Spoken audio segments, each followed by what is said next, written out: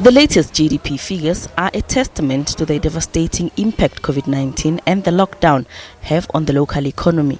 The second quarter is when the country was at higher levels of lockdown, restricting economic activity. This is the fourth consecutive contraction in GDP. Looking at the slump of 51% of the economy, which is the highest we can ever know in the history of our country. And indeed, if you refer to recent times, only quarter one of 2009, following the global economic meltdown, had reported a negative 6.1% of growth. The deep contraction is attributed to the sudden shock that impacted negatively on supply chains and on global demand and exports. Mainly driven by a sharp hit to investment and, of course, consumer spending. Consumer spending indeed contributed 30% of the 51% drop in GDP.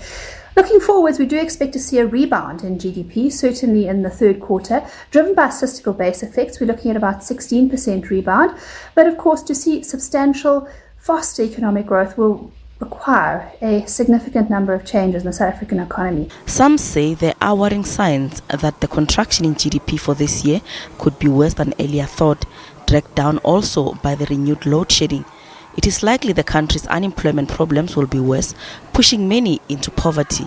Just over 3 million people have claimed UIF payments, and of those 3 million, we expect about over 1 million of those people to have lost their jobs permanently.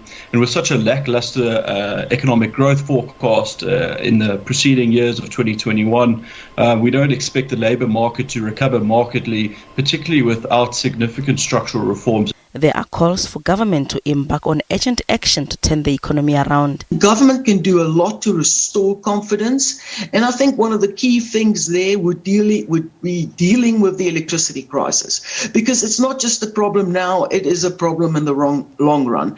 And I think there the solution would be really to open up that market for competition and to actually take, not just say you're going to do it, but to actually implement the measures and the changes to regulation and legislation to make that possible.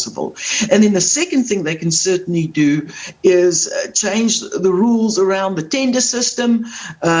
They've been talking about government employees and elected politicians not being able to do business with government. That's a rule everywhere in the world. It should be a rule here as well, especially given our history with corruption. Stats SA says gross fixed capital formation, representing fixed investments, decreased by almost 60% during the period.